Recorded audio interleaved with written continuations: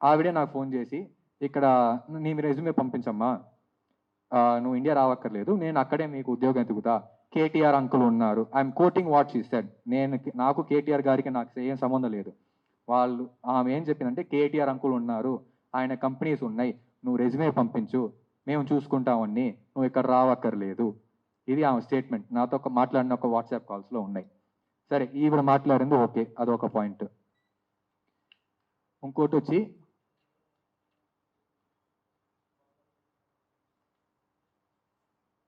ఈ నంబర్ నుంచి కూడా నాకు కాల్ వచ్చింది.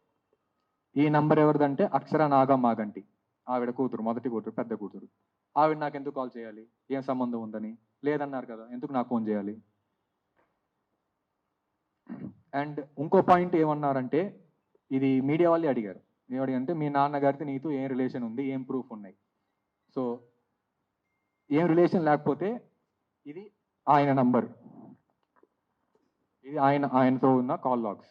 ఆయన ఎందుకు నాకు ఫోన్ చేయాలి?